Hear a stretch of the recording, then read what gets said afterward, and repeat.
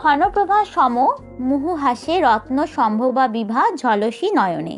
আর সেই রত্নগুলো থেকে যে দীপ্তি বেরোচ্ছে সেগুলো যেন চোখকে ধাঁধিয়ে দিচ্ছে। আজকের ভিডিওতে আমাদের মেঘনাদ বধ কাব্য থেকে প্রথম সর্গ আলোচনা। সম্মুখ সমরে পড়ি বীর চূড়ামণি, বীরবাহু চলি যবে গেলা জমপুরে অকালে, কহ হে দেবী অমৃত ভাসিনী। দেবী অমৃত ভাসিনী বলতে এখানে দেবী সরস্বতীকে বলা হয়েছে।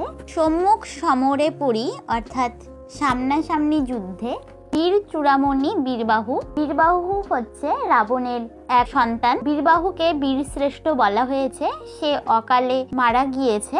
চলি যবে গেলা জমপুরে, অকালে যমলোকে চলে গিয়েছে মৃত্যুর পর।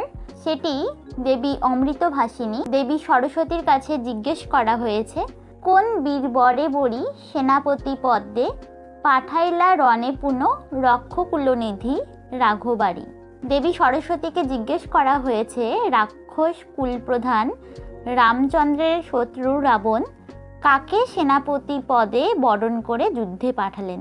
কি কৌশলে রাক্ষস ভরসা ইন্দ্রজিৎ মেঘনাদে, অজেয় জগতে উর্মিলা বিলাসী নাসী ইন্দ্রে নিঃশঙ্কিলা।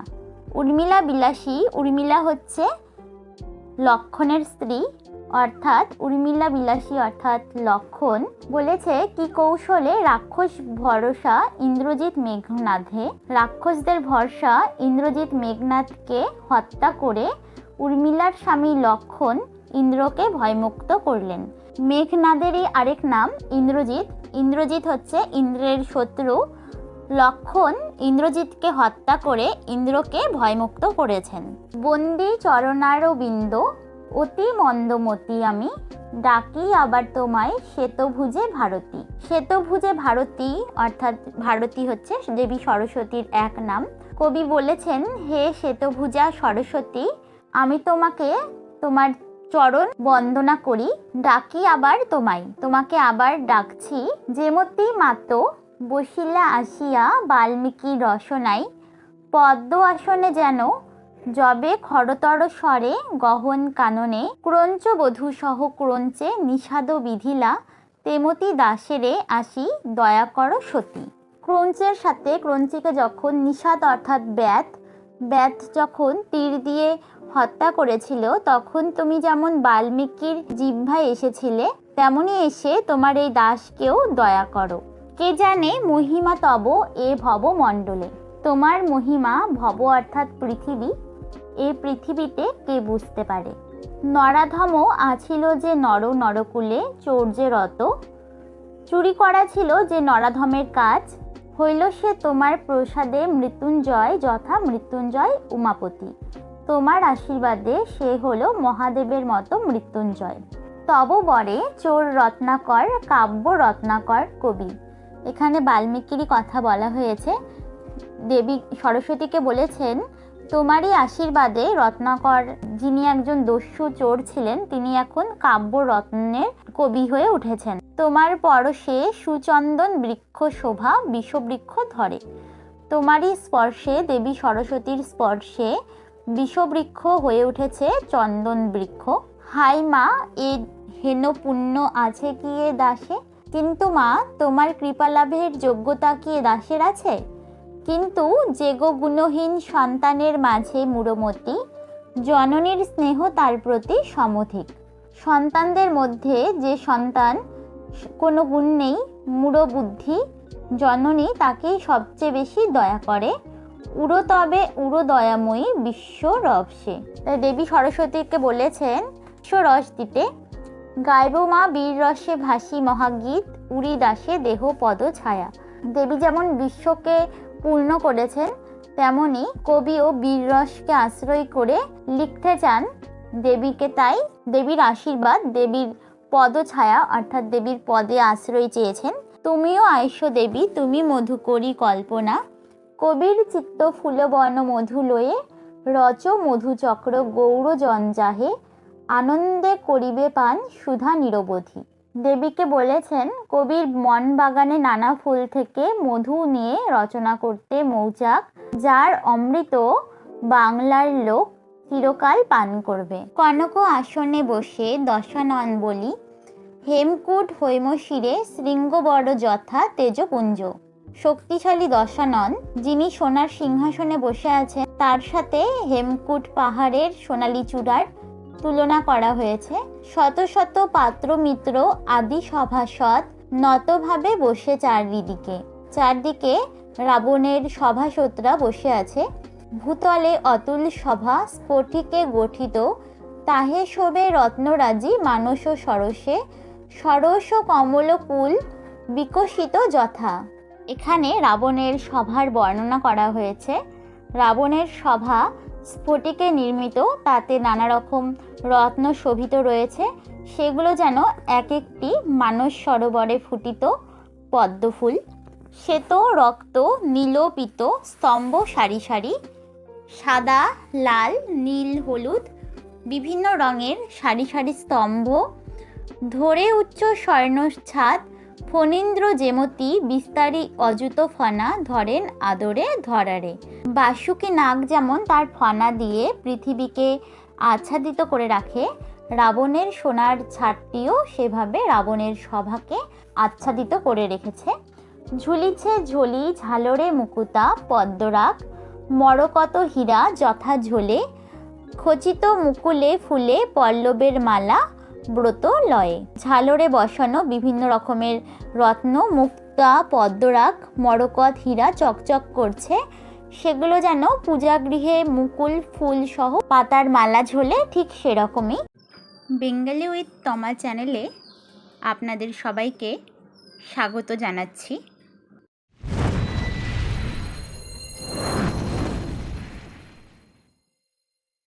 কোনো বিষয়ে কোনো ভিডিও পেতে চাইলে আমার যে কোনো ভিডিওতে কমেন্ট করে জানাবেন।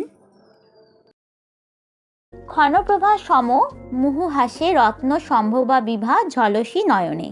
আর সেই রত্নগুলো থেকে যে দীপ্তি বেরোচ্ছে, সেগুলো যেন চোখকে ধাঁধিয়ে দিচ্ছে। সুচারু চামর চারু লোচনা কিঙ্করি ঢুলাই, মৃণাল ভুজ আনন্দে আন্দোলি চন্দ্র আননা। পরিচারিকারা যারা চাঁদের মতন সুন্দর, তারা চামর দুলাচ্ছে। ধরে ছত্র ছত্র ধর, আহা হর কোপানলে কাম যেন রে না পুরি, দাঁড়ান যে সভাতলে ছত্রধর রূপে। ছত্রধররা ছাতা ধরে আছে। শিবের ক্রোধ অগ্নিতে না পুড়ে প্রেম দেবতা মদন যেন পালিয়ে এসে রাবণের সভায় ছাতা ধরে দাঁড়িয়ে আছে। ফেরে দ্বারে দৌবারিক ভীষণ মূরতি, পাণ্ডব শিবির দ্বারে রুদ্রেশ্বর যথা শূলপাণি। আর দারোয়ান যারা ভয়ঙ্কর চেহারার, তারা দুয়ারে ঘোরাফেরা করছে। তাদের সাথে তুলনা করা হয়েছে পাণ্ডব শিবিরে প্রহরকারী শূলধারী মহাদেবের সাথে।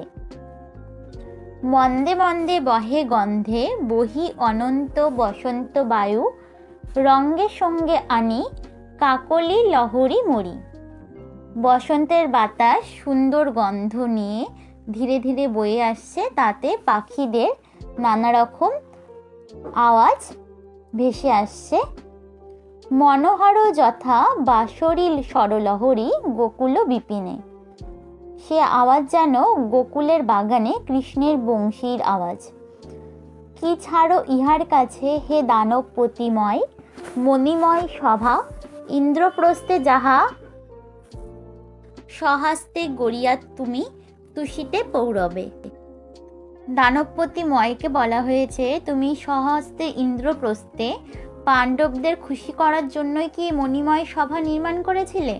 সেটা কি এ সভার তুল্য?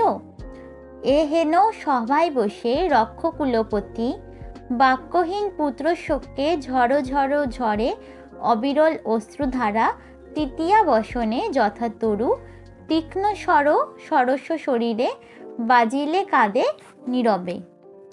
এরকমই একটি সভায় বসে রক্ষকুলপতি রাবণ তার পুত্র শোকে বাক্যহীন হয়ে আছেন। তার চোখ থেকে জলধারা বয়ে তার বসন ভিজে যাচ্ছে। গাছের শরীরে যখন স্বর বেঁধানো হয়, তখন গাছ যেমন নীরবে কাঁদে, রাবণেরও অবস্থা তেমনই হয়েছে। কর জোর করি, দুহাত জোর করে আছে, দাঁড়াই সম্মুখে ভগ্নদূত, ধূসরিত ধুলাই শোনিতে আর্দ্র সর্বকলেবর। ভগ্নদূত হাত জোর করে দাঁড়িয়ে আছে, তার সব শরীর ধুলায় মাখানো আর রক্তে ভেজা। বীরবাহু সহ যত যোধ শত শত ভাসিল রণসাগরে, তা সবার মাঝে একমাত্র বাঁচে বীর, যে কাল তরঙ্গ গ্রাসিল সকলে, রক্ষা করিল রাক্ষসে, নাম মকরাক্ষ, বলে যক্ষপতি সম। বীরবাহুর সঙ্গে যেসব যোদ্ধারা যুদ্ধে গিয়েছিল তাদের মধ্যে একমাত্র এই বীরটি বেঁচে আছে। সবাইকেই কাল গ্রাস করে দিয়েছে, শুধু একেই বাঁচিয়ে রেখেছে, একে ছেড়ে দিয়েছে। নাম হচ্ছে মকরাক্ষ, যে শক্তিতে যক্ষপতির সমান। এ দূতের মুখে শুনি সুতেরও নিধন, হাই শোকাকুলাজি রাজকুলমণি নৈকশেয়। নৈকশেয় হচ্ছে নিকষার সন্তান, নিকষা হচ্ছে রাবণের মা। নৈকশেয় অর্থাৎ নিকষার সন্তান রাবণ এই দূতের নিকটই তার পুত্রের মৃত্যু কাহিনী শুনে শোকে আকুল হয়ে আছে। সভাজন দুঃখী রাজ দুঃখে, তাই যারা আছে সবাই রাজার দুঃখে দুঃখী। আধার জগৎ মরি ঘন আবরিলে দীননাথে। ঘন অর্থাৎ মেঘ, দীননাথ অর্থাৎ সূর্য। মেঘ সূর্যকে ঢেকে দিলে যেমন জগৎ আধার হয়, ঠিক তেমনই রাবণের স্বভাব হয়ে আছে। কতক্ষণে চেতন পাইয়া বিষাদে নিঃশ্বাস ছাড়ি, কহিলা রাবণ। অনেকক্ষণ পর রাবণ জ্ঞান ফিরে পেল, চেতনা ফিরে পেয়ে রাবণ বললেন, নিশার স্বপন সম তোরে বারতারে দূত। দূতকে বলেছে, তোর এই খবর রাতের স্বপ্নের মতো। অমরবৃন্দ যার ভুজ বলে কাতর, সে ধনুর ধরে রাঘব ভিখারি বধিল সম্মুখ রণে। যার বাহু বলে দেবতারাই ভয় পায়, সেই ধনুর্ধরকে রাম নিহত করেছে। ফুলদল দিয়া কাটিলা কি বিধাতা শালমল্লি তরুবরে। বিধাতা কি ফুল দিয়ে শাল গাছকে কেটে ফেললেন? হা পুত্র, হা বীরবাহু বীর চূড়ামণি, কি পাপে হারানো আমি তোমা হেন ধনে। বীরবাহু বীর চূড়ামণি, তোমাকে আমি কি পাপে হারিয়ে ফেললাম? কি পাপ দেখিয়া মোর হে দারুণ বিধি, হরিলি এ ধন তুই। বিধাতাকে বলেছে, তুই আমার কি পাপ দেখে আমার এই রত্নকে, আমার সন্তানকে চুরি করলি। হায় রে, কেমন সহিয়ে যাতনা আমি এ যাতনা কেমন করে সহ্য করব। এই কাল যুদ্ধে এই বিপুল বংশের মান কে আর রক্ষা করবে? বনের মাঝারে যথা শাখা দলে আগে, একে একে কাঠুরিয়া কাটি অবশেষে, নাশে বৃক্ষ হে বিধাত হে দুরন্ত রিপু, তেমনি দুর্বল দেখো করিছে আমারে নিরন্তর। বনের মধ্যে কাঠুরিয়া যেমন আগে ডালগুলোকে কেটে তারপরে গাছটিকে কেটে ফেলে, তেমনি বিধাতা এই ভয়ঙ্কর শত্রু আমাকে ধীরে ধীরে দুর্বল করছে। হব আমি নির্মূল সোয়ামূলে এর স্বরে, এর তীরে আমি সবংশে নিহত হব। তা না হলে মরিত কি কভু শুলি শম্ভু সম ভাই কুম্ভকর্ণ মম। অকালে আমার দোষে, তা না হলে আমার ভাই কুম্ভকর্ণ, যাকে শম্ভু অর্থাৎ মহাদেব, শুলধারী মহাদেবের সমান, সে কি আমার দোষে অকালে মরত? আর যোধ যত রাক্ষসকুলো রক্ষণ, আরও যোদ্ধা যারা, তারা কি মারা যেত? হাই সুপর্ণখা, কি কুক্ষণে দেখেছিলি তুই রে অভাগী। বলছে, সুপর্ণখা তুই অভাগিনী, তুই কি কুক্ষণে দেখেছিলি কালো পঞ্চবটি বনে কালকুটে ভরা এ ভুজকে। পঞ্চবটি বনে ভয়ঙ্কর বিষ ভরা এই সাপকে। রাম লক্ষ্মণরা বনবাসে গিয়ে পঞ্চবটি বনে ছিলেন, সেই সময় সুপর্ণখা তাদেরকে দেখেছিল। তাই এখানে কাল পঞ্চবটি বনে ভুজক অর্থাৎ সাপ হলো রাম লক্ষ্মণকে বলা হয়েছে। কি কুক্ষণে তোর দুঃখে দুঃখী পাবক শিখা রূপিণী জানকীরে আমি আনিনু এ হৈম গেহে। কি কুক্ষণে তোর দুঃখে দুঃখী হয়ে আমি অগ্নি শিখারূপী জানকী অর্থাৎ সীতাকে আমার এই সোনার গৃহে এনেছিলাম। হাই ইচ্ছা করে ছাড়িয়া কনক লঙ্কা, নিবিড় কানেনো পশি এ মনের জ্বালা জুড়াই বিরলে। আমার ইচ্ছা করে এই কনক লঙ্কা, কনক অর্থাৎ সোনা, সোনার লঙ্কা ছেড়ে বনে চলে যায়, বনে গিয়ে মনের জ্বালা জুড়োই। কুসুম দাম সজ্জিত দীপাবলি তেজে উজ্জ্বলিত নাট্যশালা সমরে আছিল এমর সুন্দরী পুরী। কুসুম দাম সজ্জিত অর্থাৎ ফুলে সাজানো, দীপাবলি তেজে প্রদীপের আলোয় উজ্জ্বল নাট্যশালার মতো সুন্দর ছিল আমার এই লঙ্কাপুরী। কিন্তু একে একে শুকাইছে ফুল এবে, নিবিছে দেওটি। দেওটি অর্থাৎ প্রদীপ, কিন্তু একে একে প্রদীপ নিভে যাচ্ছে, ফুল শুকিয়ে যাচ্ছে। নীরব রবাব বিনা মুরজ মুরলী, নীরব হয়ে যাচ্ছে বিনা মুরজ মুরলী। তবে কেন আর আমি থাকি রে এখানে, তবে আমি কেন এখানে থাকব। কার রে বাসনা বাস করিতে আধার, অন্ধকারে কে থাকতে চায়। এইরূপে বিলাপিলা আক্ষেপে রাক্ষস কুলপতি রাবণ, হায়রে মরি যথা হস্তিনায় অন্ধরাজ। সঞ্চয়ের মুখে শুনি ভীমবাহু ভীমসেনের প্রহারে হত যত প্রিয় পুত্র কুরুক্ষেত্র রণে। এখানে মহাভারতের প্রসঙ্গ এসেছে।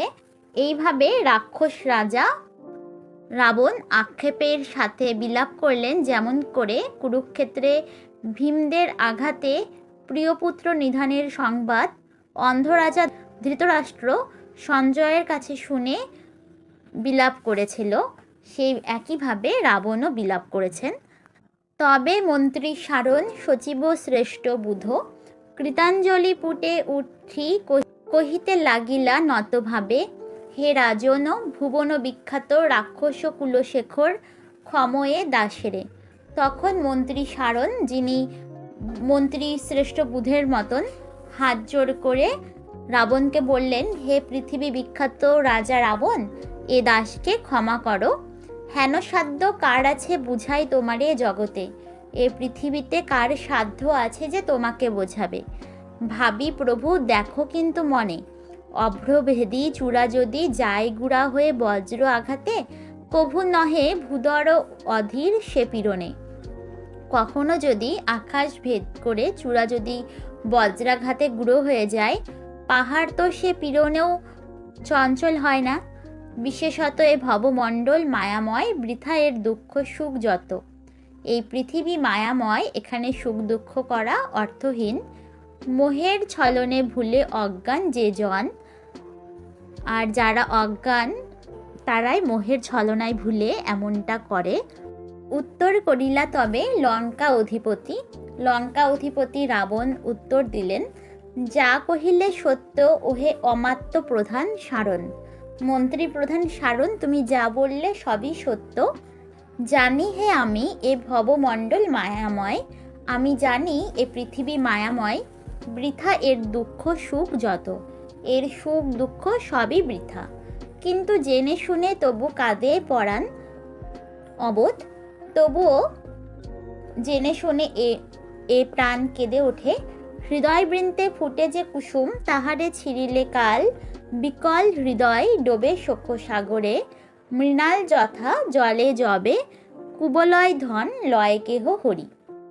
হৃদয় বৃন্তে যে ফুল ফোটে, যম তাকে হরণ করে নিলে সে শোক তো হবেই।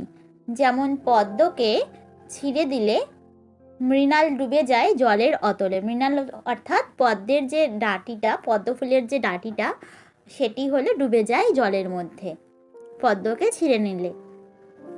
এতে কহিয়া রাজা দ্রুতপানে চাহি আদেশিলা।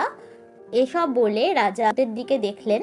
কহ দূত কেমনে পড়িল সমরে, অমর ত্রাস বীরবাহু বলি।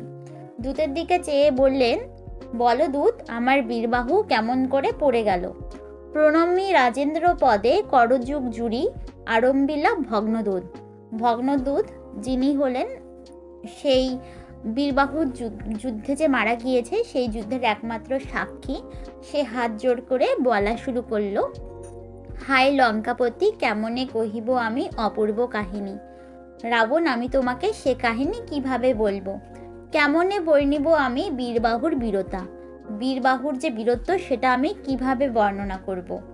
মদকল করি যথা পশে নলবনে, মদমত্ত হাতি যেমন করে নলবনে প্রবেশ করে, পশিলা বীরকুঞ্জর আরো দল মাঝে ধনুর্ধর, তেমন করেই হাতির মতো বলবান ধনুর্ধর বীরবাহু শত্রু দলের ভেতরে প্রবেশ করল।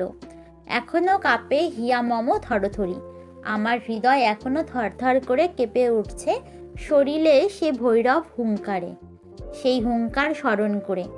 শুনেছি রাক্ষসপতি মেঘের গর্জনে সিংহনাদে, জলধীর কল্লোলে দেখেছি দ্রুত ইরণমদে, দেব ছুটিতে পবনে পথে, কিন্তু কভু নাহি শুনি ত্রিভুবনে এ হেন ঘোর ঘরঘোর কোদণ্ড টঙ্কারে। মেঘের গর্জন শুনেছি আমি, সমুদ্রের যে গর্জন সেটিও শুনেছি, সিংহের গর্জনও শুনেছি, বিদ্যুৎ চমকানো শুনেছি, ঝড়ের যে তাণ্ডব সেটাও শুনেছি, কিন্তু বীরবাহুর যে ধনুকের যে টঙ্কার সেই ধ্বনি, এরকম ধ্বনি আমি কখনো শুনিনি। কভু নাহি দেখি স্বরও হেন ভয়ঙ্কর, কখনো এরকম ভয়ঙ্কর স্বর দেখিনি আমি। পশিলা বীরেন্দ্র বৃন্দ বীরবাহু সহ রণে, যূথনাথ সহ গজ যূথ যথা। বীরবাহুর সঙ্গে বড় বড় বীরেরা যুদ্ধক্ষেত্রে প্রবেশ করলো, যেমন হাতিরা তাদের যূথপথির হাতির যে দলকে, সেই দলকে অনুসরণ করে, ঠিক একইভাবে ঘন ঘন কারে ধুলা উঠিল আকাশে, মেঘদল আসি যেন আবরিলা রুষি গগনে, বিদ্যুৎ ঝলা সম চকমকি উড়িল কলম্বকুল অম্বর প্রদেশে শনশনে। মেঘের মতো আকাশে ধুলো উঠল, মেঘরা যেন রেগে গিয়ে আকাশ ঢেকে দিল, তীরগুলো বিদ্যুতের মতো চকমক করে আকাশ ছেয়ে গেল। ধন্য শিক্ষা বীরবাহু, বীরবাহুর শিক্ষায় আমি ধন্য। কত যে মরিল ওরি কে পারে গণিতে, কত যে শত্রু মারা গেল কে গুনতে পারে। এই রূপে শত্রু মাঝে যুঝিলা সদলে পুত্র তব হে রাজন, এইভাবে শত্রুদের সাথে তোমার পুত্র যুদ্ধ করেছে রাবণ। কতক্ষণ পরে প্রবেশিলা যুদ্ধে আসি নরেন্দ্র রাঘব। এরপর যুদ্ধক্ষেত্রে প্রবেশ করল রাম, কনক মুকুট শিরে করে ভীমধনু, বাসরের চাপ যথা বিবিধ রতনে খচিত, তার মাথায় সোনার মুকুট, হাতে ইন্দ্রচাপের মতো বিবিধ রত্নে খচিত ধনুক। এতে কহি নীরবে কাঁদিল ভগ্নদূত, কাঁদে যথা বিলাপী সরিয়া পূর্ব দুঃখ। এসব বলে ভগ্নদূত নীরবে কাঁদতে লাগলো। দুঃখী যেমন পূর্ব কথা স্মরণ করে কাঁদে, সভাজন কাঁদিলা নীরবে, নীরবে সভার সবাই কাঁদতে লাগলো। অশ্রুময় আখি পুন কহিলা রাবণ মন্দোদরী মনোহর, কহরে সন্দেশ বহ কহ শুনি আমি, কেমনে নাসিলা দশানন আত্মজ সুরে দশরথাত্মজ। মন্দোদরীর স্বামী রাবণ সন্দেশ বহ অর্থাৎ সন্দেশ অর্থাৎ বার্তা, খবর যে বয়ে নিয়ে এসেছে, দূতকে বললেন পুত্রকে কি করে হত্যা করা হলো তুমি বলো, আমি শুনব। কেমনে হে মহীপতি পুনঃ আরম্ভিল ভগ্নদূত, কেমনে হে রক্ষকুল নিধি, কহিব সে কথা আমি, শুনিবে বা তুমি। ভগ্নদূত বলতে লাগলো, হে মহীপতি, সে কথা আমি তোমাকে কেমন করে বলবো, আর কেমন করেই বা তুমি শুনবে। অগ্নিময় চক্ষু যথা হর্যঙ্ক সরোবরে, করজরি ভীমদন্ত পরে লম্ফ দিয়া বৃষস্কন্ধে, রামচন্দ্র আক্রমিলা রণে কুমারে, চৌদিকে এবে সমর তরঙ্গ উথলিলে, সিন্ধু যথা দন্দি বায়ু সহ নির্ঘোষে। সিংহ যেমন করে দাঁত কর্মর করে বৃষের ওপর ঝাঁপিয়ে পড়ে, তেমনি রামচন্দ্র তোমার সন্তান বীরবাহুকে আক্রমণ করল। বায়ুর সঙ্গে সমুদ্রের ঢেউ যেমন আন্দোলিত হয়, তেমনি আন্দোলিত হয়ে উঠল যুদ্ধের তরঙ্গ। ভাতিল অসি অগ্নিশিখা সম ধূমপুঞ্জ সম, চর্মাবলীর মাঝারে অযুত ধোঁয়ার মতো ঢালের মধ্যে দেখা যেতে লাগলো অগ্নিশিখার মতো তরবারি। নাদিল কম্বু অম্বুরাশি রবে, আর কি কহিব দেব, পুনর্জন্ম দোষে একাকী বাঁচিনু আমি। সমুদ্রের মতো ধ্বনিত হতে লাগলো শঙ্খ, আর কি বলবো প্রভু, পূর্বজন্মের পাপে আমি একা বেঁচে গেলাম। হায়রে বিধাত, কি পাপে তাপ আজি দিলি তুই মোরে। বিধাতা, আমার কোন পাপে তুই আমাকে এত দুঃখ দিলি। কেননা শুইনু আমি সরসহ্য পড়ি হৈমলঙ্কা অলঙ্কার বীরবাহু সহ রণভূমে। দূতই বলেছে এসব।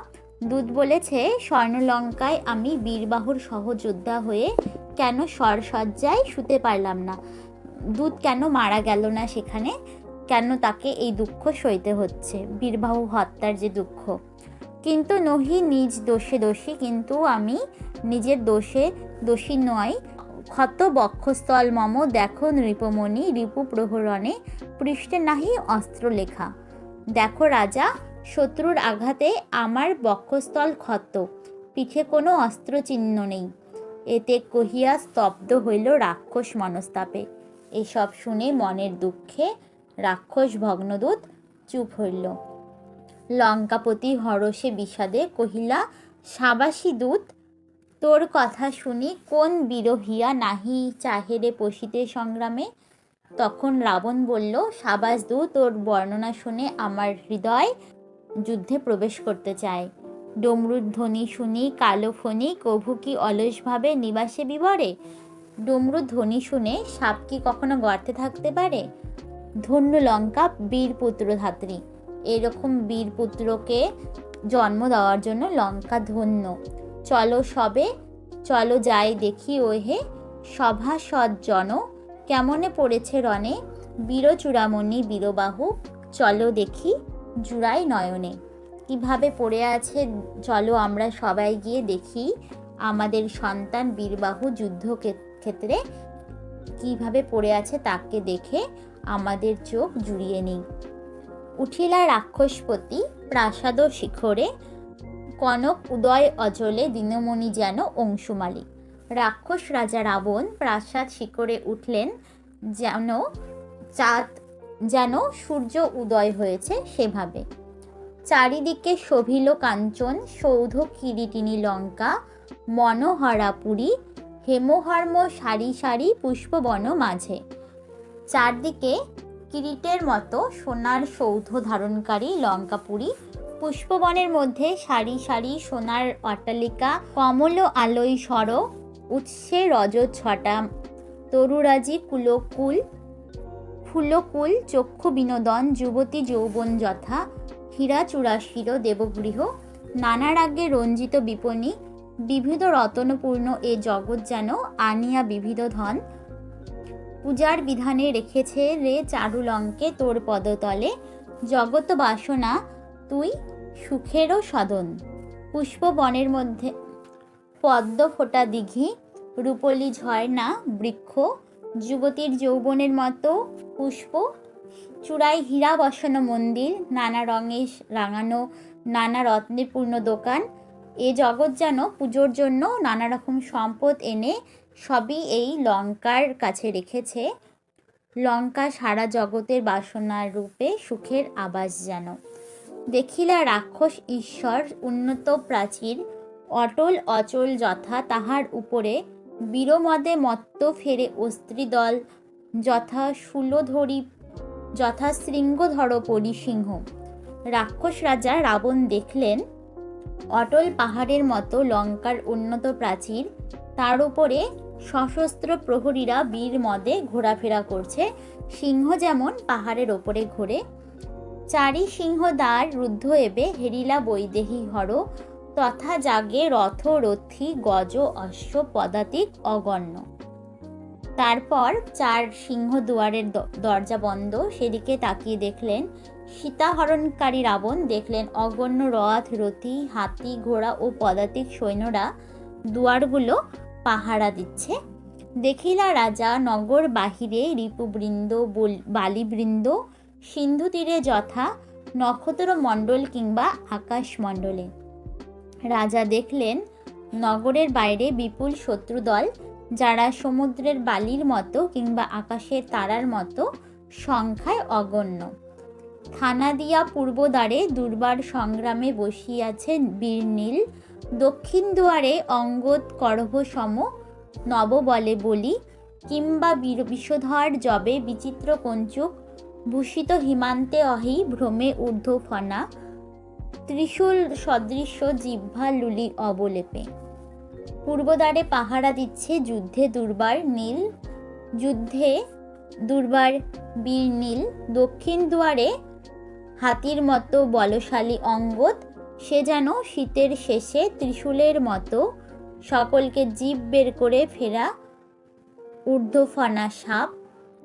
উত্তর দুয়ারে রাজা সুগ্রীব আপনি বীরসিংহ, উত্তর দুয়ারে রাজা সুগ্রীব দাশরথী, পশ্চিম দুয়ারে হায়রে বিষণ্ণ এবে জানকী বিহনে, পশ্চিম দুয়ারে সীতার বিহনে বিষণ্ণ রামচন্দ্র, কৌমুদী বিহনে যথা কুমুদ রঞ্জন শশাঙ্ক, পদ্মের বিরহে যেমন ম্লান চাঁদ, ঠিক একই রকম শশাঙ্ক অর্থাৎ চাঁদ। লক্ষণ সঙ্গে বায়ুপুত্র হনু, মিত্রবর বিভীষণ। লক্ষণের সঙ্গে বায়ুর পুত্র হনুমান এবং তাদের বন্ধু বিভীষণ। শতপ্রসরানে বেরিয়ে আছে বৈরী দল, স্বর্ণ লঙ্কার পুরী, গহন কাননে যথা ব্যাধ দল মিলি, বেড়ে জালে সাবধানে, কেশরী কামিনী নরম রমণী রূপে, পরাক্রমে ভীমা সমা। শত্রুরা চার ধারে লঙ্কাকে ঘিরে রেখেছে, যেমন গভীর জঙ্গলে ব্যাতরা সাবধানে নয়ন রমণীর মতো সিংহীকে জাল দিয়ে ঘিরে ফেলে, ঠিক একই রকম অদূরে হেরিলা রক্ষপতি রণক্ষেত্র, কাছে রাবণ দেখতে পেল যুদ্ধক্ষেত্র। শিবাকুল গৃধিনী শকুনি কুকুর পিশাচ দল ফেরে কোলাহলে, সেখানে শেয়াল গৃধিনী শকুনি কুকুর পিশাচেরা কোলাহল করে ঘুরছে। কেহ উড়ে কেহ বসে কেহ বা বিবাদে, পাকশাট মারি কেহ খেদাইছে দূরে, সমলোভী জীবে কেহ গরজি উল্লাসে। তারা কেউ উড়ছে, কেউ বসছে, কেউ ঝগড়া করছে, কেউ পাকশাট মেরে অন্যকে দূরে তাড়িয়ে দিচ্ছে, আনন্দে গর্জন করে ক্ষুধার আগুন দূর করছে কেউ রক্তধারা পান করছে। পড়েছে কুঞ্জর পুঞ্জ ভীষণ আকৃতি, ঝড় গতি ঘোড়া হাই গতিহীন এবে। বড় বড় হাতিরা মরে আছে, ঘোড়ারা তাদের গতিহীন হয়ে পড়ে আছে। চূর্ণ রথ অগণ্য নিষাদি সাদি শুলি রথি পদাতিক, পরি যায় গড়াগড়ি একত্রে। রথ সেখানে চুরমার হয়ে আছে, অশ্ব আরোহী হস্তি আরোহী শূলধারী পদাতিক রথী প্রভৃতি বীরেরা একসাথে গড়াগড়ি খাচ্ছে। শোভিছে বর্ম চর্ম অসি ধনু ভিন্দিপাল, তুনো সর মুদগর পরশু স্থানে স্থানে, মণিময় কিরীট শীর্ষক আর বীর আভরণ মহা তেজস্কর। জায়গায় জায়গায় যুদ্ধের যে সরঞ্জাম, বর্ম ঢাল খাড়া ধনুক তীর তুনো স্বর গদা পরশু মণি বসানো কিরীট শিরস্ত্রাণ সব পড়ে আছে। পড়িয়াছে যন্ত্রদল মাঝে, যন্ত্রীরা যেন যন্ত্রের মাঝে পড়ে আছে। হৈমধ্বজ দ্বন্দ্ব হাঁটতে যম দ্বন্দ্বাঘাতে, পড়িয়াছে ধ্বজবহ। গদার আঘাতে নিহত পতাকাধারীরা সোনার ধ্বজা হাতে পড়ে আছে। হাইরে যেমতি স্বর্ণচূড়ো শস্যক্ষেত, কৃষি দল বলে পড়ে ক্ষেত্রে পড়িয়াছে রাক্ষস নিকর, রবিকুল রবি সুর রাঘবের সুরে। যেন কৃষকদের দ্বারা সোনালী শস্য কেটে ফেলা হয়েছে, একইভাবে রামচন্দ্রের হাতে রাক্ষসেরা নিহত হয়ে পড়ে আছে। পড়িয়াছে বীরবাহু বীরচূড়ামণি, চাপি রিপুচয় বলি পড়েছিল যথা হিড়িম্বার স্নেহ নীরে। পালিত গরুর ঘটোৎকচ জবে কর্ণ কালো পৃষ্ঠধারী, এরিলা একাগ্নি বাণ রক্ষিতে কৌরবে। বীরবাহু সৈন্যদের চেপে পড়ে আছেন, যেমনভাবে কৌরবদের রক্ষা করতে কর্ণের বহুকাল রক্ষিত একাগ্নি বাণের আঘাতে গরুরের মতো শক্তিমান হিড়িম্বা পুত্র ঘটোৎকচ মারা গিয়েছিল। মহাশোকে শোকাকুলা কহিলা রাবণ, মহাশোকে শোকগ্রস্ত রাবণ বলেছে, যে শয্যায় আজি তুমি শুয়েছ কুমার প্রিয়তম, বীরকুল সাধো এ শয়নে সদা। হে প্রিয়তম কুমার, তুমি যে শয্যায় আজ শুয়ে আছো, বীরেরা সবসময় ওই রকমই একটি শয্যা কামনা করে।